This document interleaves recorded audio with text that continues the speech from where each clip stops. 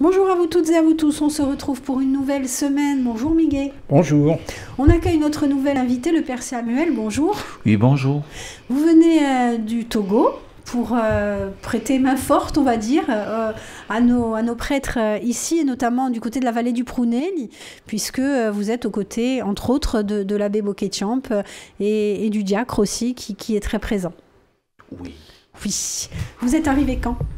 Je suis arrivé le 3 septembre 2022 dans la soirée à 19 h à l'aéroport et le père Christophe Bokétiamp est venu me chercher à l'aéroport pour le resto et puis la maison de Jean-Pierre Carouin.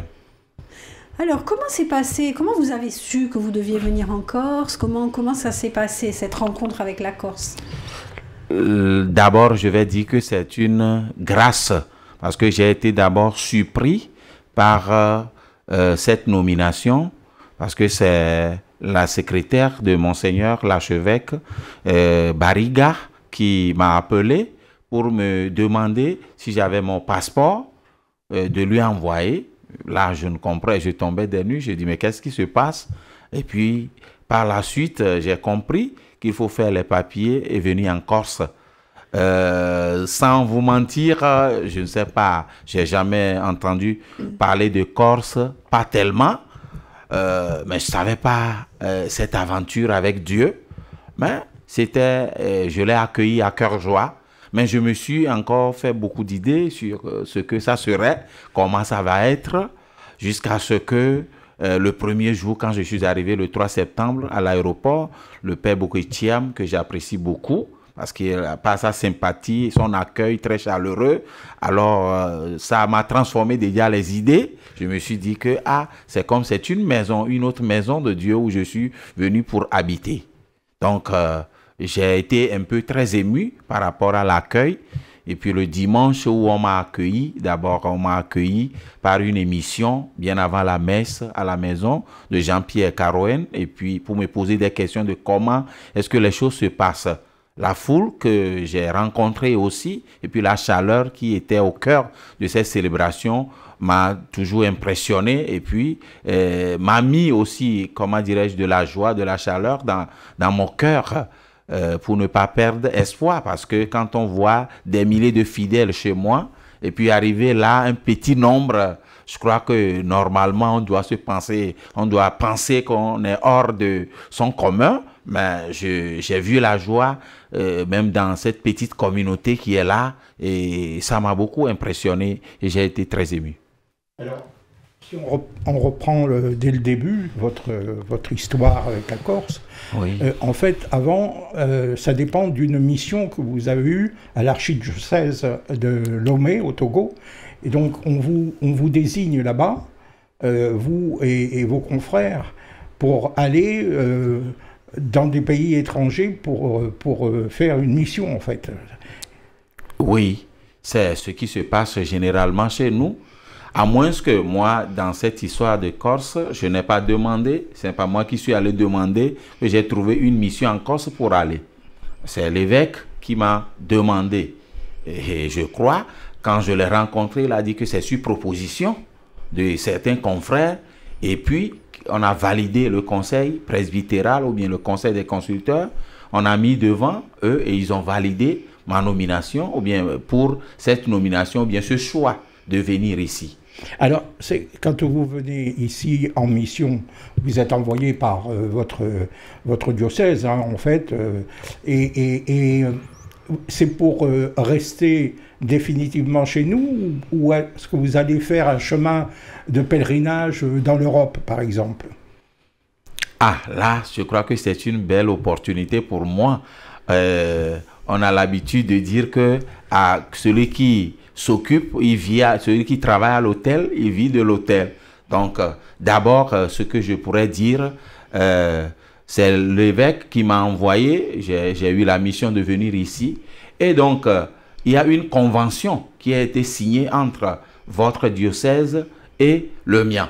Donc, cette convention me donne l'opportunité de rester ici jusqu'à 3 ans dans la convention.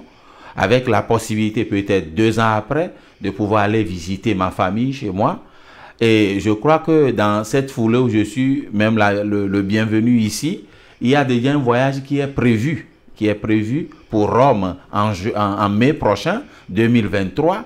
Alors, avec toute notre paroisse et les secteurs interparoissiaux, on y sera. Donc, j'aurai encore une autre opportunité pour aller visiter la Rome où je ne suis pas encore allé. Donc, c'est un peu ce que je peux dire.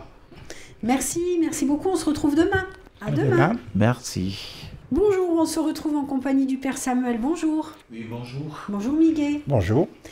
Vous venez donc du Togo pour une mission au sein du centre interparoissial du Prunelli et de ce secteur-là.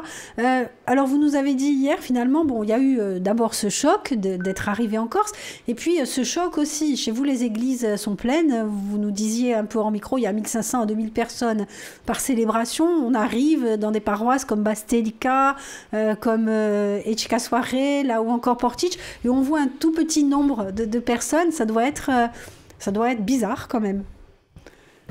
Oui, ça je reconnais que ce n'est pas du tout, c'est comme un choc. Mais je me suis dit, je me suis mis dans la peau des gens parce que les réalités diffèrent d'un milieu à un autre. Donc, chez moi, ce n'est pas comme seulement que j'ai fait la grande ville. J'ai commencé aussi en milieu rural où j'ai déjà vécu cette réalité où tu vas à l'église le dimanche, tu n'as que 5 à 10 ou 15 personnes qui sont à la messe. Parfois, il faut se rabattre sur les catéchumènes.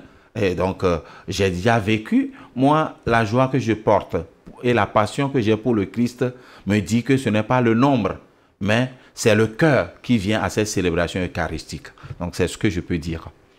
Alors précisément, donc, la différence entre votre auditoire au Togo et l'auditoire des fidèles en Corse est très différent, mais est-ce que vous êtes conscient que en Europe, en France, en Corse, on a aujourd'hui un problème de croyance et de religion et qu'il n'y a pas assez de monde pour venir assister à la messe? Oui, ça, je suis parfaitement d'accord avec vous. Le monde dans lequel nous vivons aujourd'hui, ça tout bouge. Et puis, les gens n'ont plus de place pour Dieu. Parce que parfois, vous imaginez que moi je sorte, je suis à Grosseto, Prugna, à la mairie, où je dis la messe tous les jours à 9h à Grosseto, Prugna, à la sortie de cette messe qui ne dure qu'à peine 20 minutes parce que c'est une messe basse, personnelle. Si les gens ont la possibilité, ils peuvent venir, ou on sonne la cloche, je sors. Et puis, je vois une dame, je la salue tout gentiment, elle me répond, et puis elle me dit, ah ben, je suis le nouveau curé. J'ai dit, non, je ne suis pas le curé, mais je suis là, je loge ici, mais je suis prêtre sur comment dirais-je, la rive sud, Prunelli, et puis bas, Onano. Et puis elle me dit, oui, moi, je n'ai pas le temps pour venir à l'église. Mais je travaille toute la journée, mais et la journée était là jusqu'à 9h30, elle n'est pas encore allée au boulot. Mais j'ai le temps de venir promener mon chien autour de l'église. Et là, j'ai trouvé un peu ça moche, quoi. Je me suis dit, mais si les gens ont le temps pour faire promener un animal, mais n'ont pas le temps pour aller adorer Dieu, ou bien croire qu'ils ont Dieu dans leur cœur, je crois que c'est une tristesse pour moi, quoi. Même en dehors de mon pays, c'est pas seulement parce qu'on en a besoin. Il ne faut pas seulement être dans un besoin pressant pour aller demander à Dieu, pour connaître Dieu ou bien aller vers Dieu. C'est ce que je peux dire, c'est une tristesse. La vie dans votre pays, justement, c'est quoi? C'est certaines difficultés aussi. Qu'est-ce que vous avez vécu avant d'arriver en Corse? Oui, la vie a toujours des hauts et des bas. Comme je pourrais le dire, sur tous les cieux ou bien dans tous les cieux. Donc, je crois que et chez nous aussi, on a vécu. On peut parfois, comme je viens de le dire, l'homme en robe blanche n'est pas un ange. Hein? L'homme qui est en robe blanche, je veux parler même de nous, même les prêtres. Donc, il est même arrivé qu'on te mette avec un confrère qui peut te mener la vie même difficile par les incompréhensions, bien parfois même par simple jalousie. Parce que chez nous, on vit. À l'église, c'est la vie. Mais parfois, ça suscite aussi, peut-être, nous sommes des êtres humains, la jalousie entre les confrères, parce que on t'apprécie par rapport à ce que tu fais. J'ai aussi un peu souffert de ça. Et puis des fidèles aussi qui veulent t'emprisonner, quoi, t'emmagasiner ou bien t'accaparer, quoi. Alors que le prêtre, c'est un homme de tout le monde. Le prêtre n'est pas prêt seulement pour un groupe. Il faut, donc, on souffre un peu de ça, quoi. Mais il n'y a pas comment est-ce que je pourrais le dire? Il n'y a pas de vie sans souffrance, hein. Il faut le comprendre. Même dans la foi chrétienne ne nous vaccine pas contre la souffrance. Le colonialisme, ça fait partie de cette souffrance? Ça, on n'en dirait pas, on n'en manquerait pas. Il y en a, ça fait toujours partir. Et même ici, là, je le dis, j'ai l'habitude de plaisanter, même en disant le noir. Parce que il suffit seulement que moi, j'arrive à distinguer tout le monde avec le nom et prénom, mais tu passes un peu partout, on te dit, ah, tu as célébré tel mariage pour nous, alors que ce n'est pas la même personne. Donc parfois, je me dis, mais est-ce que les Blancs n'arrivent pas à mettre la différence entre nous, les Africains, les Noirs? Je me suis posé la question. Et j'ai même demandé à certains, parce que moi, je sais distinguer le papa de son fils et de sa femme. Mais pourquoi est-ce que les gens... Mais j'arrive à la cathédrale, on me dit, ah, c'est toi qui as célébré hier à Saint-Roch le mariage de notre fille, ou bien à Bonifacio, parce qu'il y a un prêtre togolais qui est aussi à Bonifacio. Donc, mais on n'a aucune ressemblance. Donc, on nous confond. Ça m'a un peu aussi étonné. Donc, c'est la vie, hein? C'est un réflexe pavlovien du blanc qui ne sait pas reconnaître les noirs, mais aussi, des fois, les noirs ne savent pas reconnaître les blancs aussi, non? Mais ça arrive, hein, ça arrive. C'est la vie, mais c'est parfois je sais pas, une petite tristesse. Parce qu'on se dit, mais tel que moi, j'essaie de me rendre proche, parce qu'aujourd'hui, nous sommes dans un monde où les gens souffrent beaucoup. Les gens souffrent de la solitude. Donc, on a toujours besoin... Moi, je ne peux pas passer inaperçu. Chez nous, on a toujours l'habitude de tellement saluer les gens, ou parfois même dans des cultures où vous voyez les gens doivent s'abaisser. Ils doivent s'abaisser avant de saluer, passer toute une minute pour les salutations. Parfois, mais on prend du temps. Mais ici, il n'y a pas la même considération de ces choses, quoi. Même si on ne va pas distinguer, celui qui passe au moins a besoin d'une petite attention, parce que parfois, on ne sait pas devant qui on aura une difficulté. C'est celui-là que peut-être tu viens de dépasser, tu n'as même pas salué, devant qui tu tombes. C'est lui qui va te prendre. Donc moi, c'est comme ça que je comprends la vie. Merci beaucoup. À demain. À demain. À demain. Bonjour à vous tous et à vous tous. Bonjour Mickey. Bonjour. Bonjour à notre invité, le Père Samuel. Bonjour. On est ravis de vous accueillir. On rappelle que vous êtes sur la paroisse du Prounél et vous venez du Togo. Donc pour porter cette parole, pour vous intéresser aussi au milieu du foot, parce que vous êtes prêtre, mais vous êtes un footballeur passionné. Ça, c'est ma joie de vivre, comme je le disais au Père Christophe la fois dernière et à Ange-Marie, le diacre. Je disais que peut-être si je n'étais pas prêtre, je serais un footballeur. J'ai une passion inouïe pour le foot. Et puis, heureusement, quand je suis rentré au séminaire, j'ai manqué. C'est le séminaire qui m'a privé, m'a beaucoup privé. Mais heureusement aussi parce qu'il y a le foot au séminaire. Hein. Et quand je suis rentré au petit séminaire, j'ai commencé avec le petit séminaire. Quand j'ai commencé avec le petit séminaire, il y avait les interclasses. Et puis après, on a une équipe. Donc depuis la première année, heureusement pour moi, depuis 1997, première année, je suis entré dans l'équipe du petit séminaire jusqu'à finir. Et je garde aussi les buts, je joue. Moi seul, je fais pas mal de trucs. Le grand séminaire également, quand j'étais arrivé au grand séminaire, durant tous mes cursus, j'ai aimé le foot. Et puis, cette joie ne s'est pas seulement arrêtée au séminaire. Hein. Quand j'ai fini ma 4e année de théologie et j'étais déjà ordonné diacre, on m'avait envoyé dans un village à une 60 ou 75 km de la grande ville Lomé, où j'étais, comme je vous le disais tantôt, c'est aussi comme la Corse. La Corse, où il n'y a pas assez de monde, parce que le samedi dernier, j'ai vu 3 fidèles au Cana, mais j'ai célébré quand même. Où il n'y avait pas de fidèles, les jeunes ne venaient pas du tout à l'église dans ce village Saint-Antoine de Padoue, de Gapé, centre, où j'ai trouvé, comment dirais-je, un autre moyen.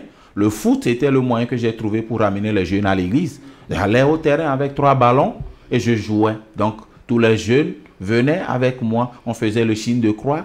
Et à la fin, un autre père dit merci à Dieu.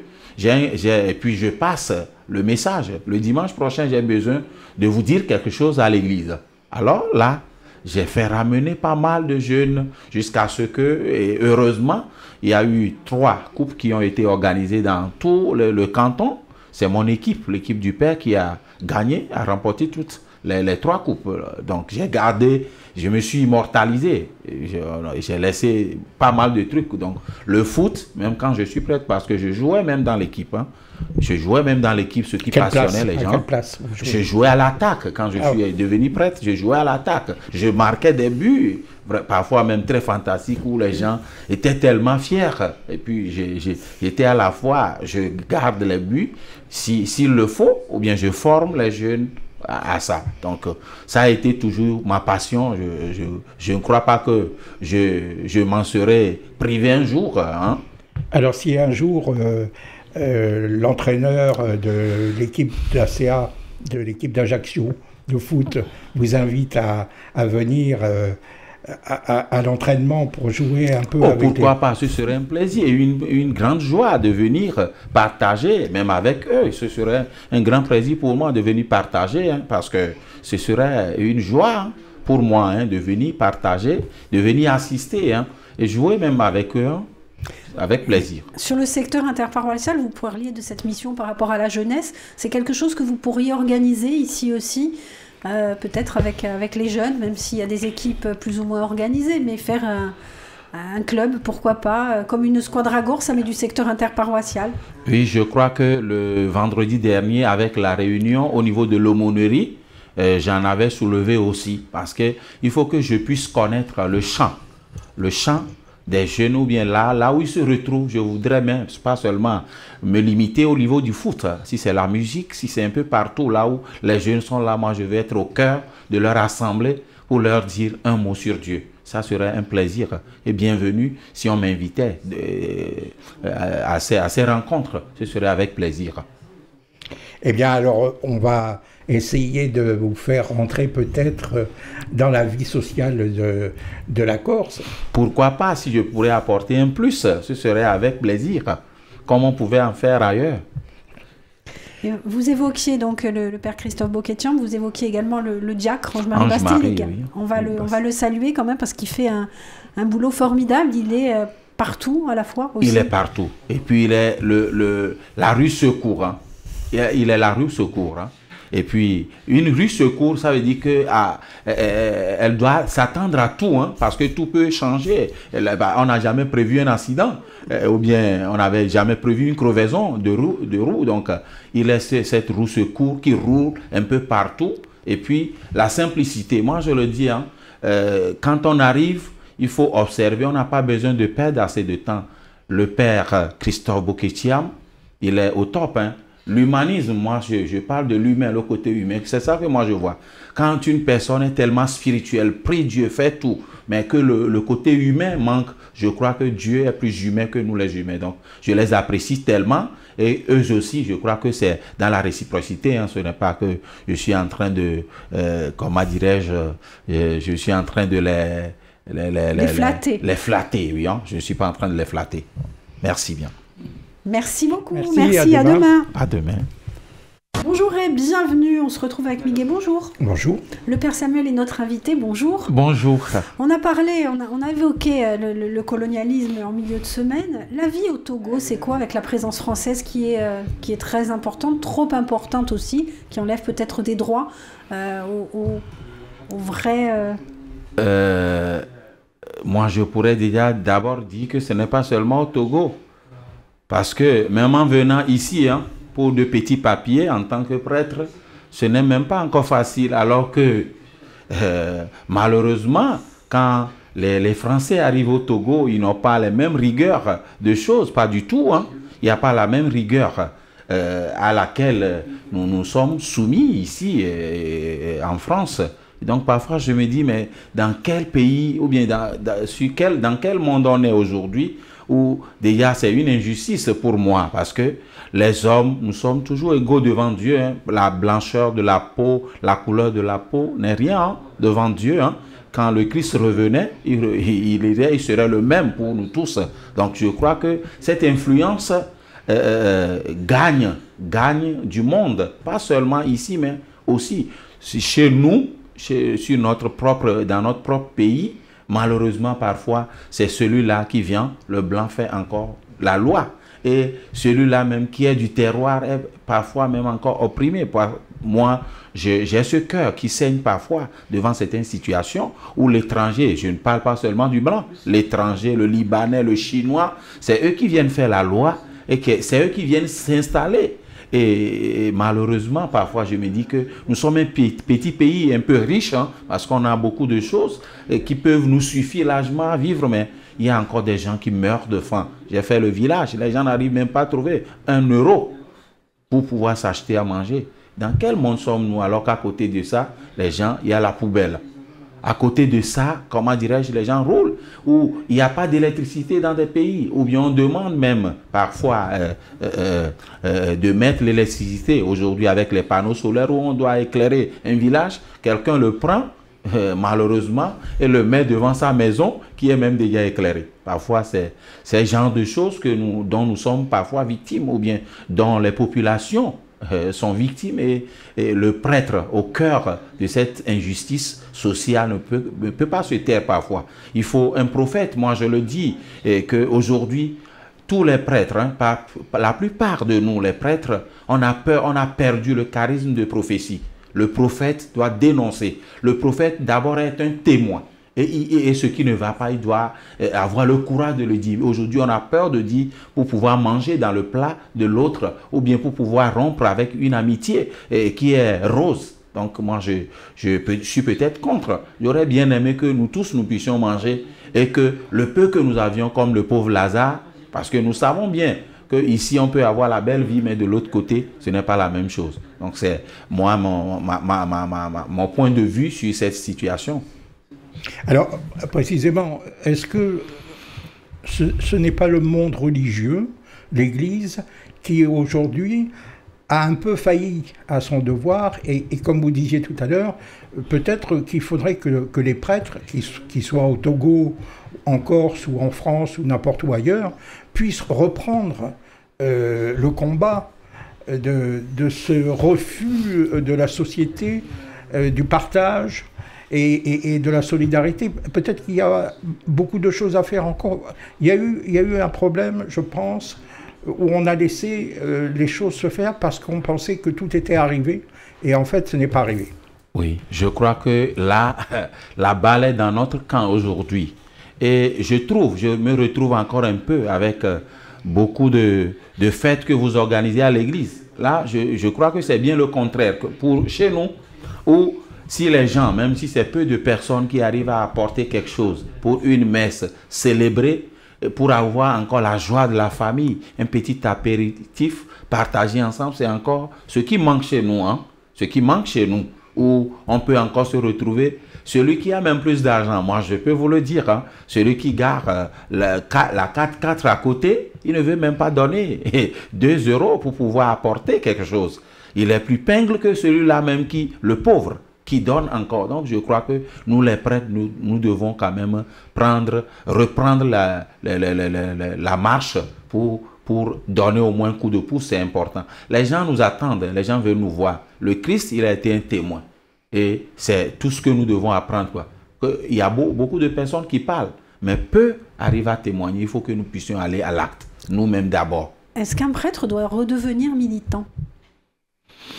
Non, en principe, dans le code de droit canonique, le prêtre ne doit pas, il doit garder sa neutralité, parce qu'il doit tenir compte des sensibilités aussi des fidèles, de peur qu'il ne divise sa communauté. Mais je crois qu'on n'a pas même ce droit, même si ça peut arriver, parce qu'on a eu un archevêque émérite chez nous qui est passé le plomb jusqu'à aller militer et demander même, il a eu même à choisir Malheureusement, ce n'est pas là notre travail, mais il est allé à ça parce que de peur que c'est comme toute sa vie, il n'a vécu que ça, un octogénaire, il n'a vécu que ça, quoi. Voir un papa et son fils être président toute la vie, mais c'est pas quand même facile, quoi. Donc il est allé, mais au lieu de garder peut-être sa neutralité, il est allé. Actuellement, il n'est plus au pays. Il est exilé quelque part. Donc, c'est ce que je peux dire, quoi. De risque pour toucher la sensibilité des gens, diviser la communauté chrétienne, le prêtre doit garder sa neutralité. Merci beaucoup. À À demain. demain. Merci. Bonjour et bienvenue. Bonjour Miguel. Bonjour. On retrouve notre invité, le Père Samuel. Bonjour. Oui, bonjour. Donc, le Père Samuel, vous allez officier du côté de la Rive sud. La rive sud, le Prunelli, etc. Vous avez déjà visité tous les villages? Vous connaissez tous les villages? J'ai commencé par visiter. Je ne suis pas encore allé à Tôle et puis à Koti, Chiavari. Je ne suis pas encore allé là. Je ne sais plus s'il y a encore d'autres. Sinon, les autres, j'ai essayé quand même. Je suis allé à Pila Canal, Guarguale, Ubalakon. Je ne suis pas encore allé non plus à Konyokoli. Je suis allé à Okana, à Basteli-Catch et puis à Bastelika. Avec Portiche également. Vous avez découvert les routes sinueuses? Là, je vous dis que je suis en apprentissage. Toujours parce que chez nous, nous avons toujours les routes plates. Il n'y a pas de montagne, il faut aller à l'intérieur du pays. Et puis combien de temps le prêtre pourrait avoir le temps pour aller chaque fois en montagne? Donc ici, ça tourne quoi. Il n'y a que les virages incessants. Mais on m'a mis à l'épreuve. Le curé, comme je l'ai dit la fois dernière, plaisantant avec lui et Ange-Marie, il a dit, ah, ça c'est la première étape de mon épreuve. Parce qu'on m'a laissé conduire la nuit. La première, ça n'a pas été facile. Mais les autres fois, moi, je vais à pas de tortue, parce que je dis qui va lentement va sûrement. Et si je dégage la route, même parfois pour laisser les gens qui sont pressés, mais c'est une belle aventure avec le Christ. S'il revenait, il ferait les mêmes virages que moi. Il ne va pas renoncer. Et quand vous êtes dans ces villages, vous avez fait le tour des villages, finalement, l'accueil des gens. Sinon, ça, je crois que c'est ça qui me donne encore plus de joie. Dans toutes ces communautés, la toute dernière où j'ai été, au Balakon, pour célébrer la Saint-Michel, là, les gens sont... il y a encore la vie, quoi, parce que parfois, le message de Dieu, ça dépend aussi de comment on le communique, quoi. Les gens ont encore besoin de cette joie-là, de nous voir dans cette joie. Donc, quand vous donnez la joie, vous-même, vous serez heureux.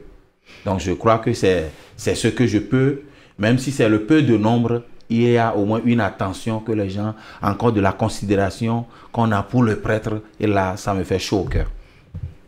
Alors, mon père, si aujourd'hui je peux me permettre, parce que c'est la dernière émission de la semaine, je vais vous poser une colle. Une sorte de concours, et je vais voir si par hasard vous savez. Est-ce que vous avez entendu parler d'une femme qui s'appelle Claudia Procula? Non. Non. Non. Non, pas Alors, encore. je vais vous raconter, je vais vous donner les réponses, parce que j'ai découvert ça cette semaine par hasard. Claudia Procula était la femme de Ponce Pilate. Et non seulement elle était la femme de Ponce Pilate, mais elle était la meilleure amie de Marie-Madeleine. C'est une chose extraordinaire. Or, Marie-Madeleine n'a malheureusement pas pu céder avec l'amitié qu'elle avait de cette Claudia pour éviter que le Christ ne soit crucifié.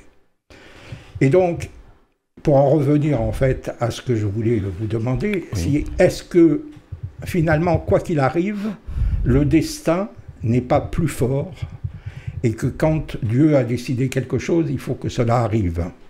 Ça, ce n'est que le pur amour, parce que parfois, nous voyons tellement la douleur que ça nous fait. Mais ça, il n'y a pas d'amour véritable qui ne passe par l'épreuve, la croix. Et je crois que même le signe de croix que nous faisons chaque fois n'est que nous combler, quoi, ou bien nous couvrir de cet amour Et c'est le choix le plus noble que Dieu ait fait pour sauver l'humanité. Pas seulement une seule personne, c'est toute l'humanité. Donc, ça, la croix valait la peine d'être portée par le Christ, quoi. Donc, même Marie pouvait tout faire. Je crois, les premiers pères de l'Église, hein, si je veux citer Polycarpe de Smyrne, Clément de Rome, Ignace d'Antioche, pour ne citer que ceux-là, je crois qu'ils ont compris quelque chose. Parfois, quand je les lis, quand je lis ces pères de l'Église, les gens qui étaient là, le peuple était là pour les sauver, pour les priver, quoi, d'être donnés aux animaux sauvages ou bien calcinés. Mais ils ont dit non, c'est-à-dire leur âme, ils ont voué. Quand on aime le Christ à un certain degré, parfois on ne sent plus la vraie douleur du corps, quoi. Donc je crois que les gens là, ce ne sont pas des fous, ou bien les fous de Dieu.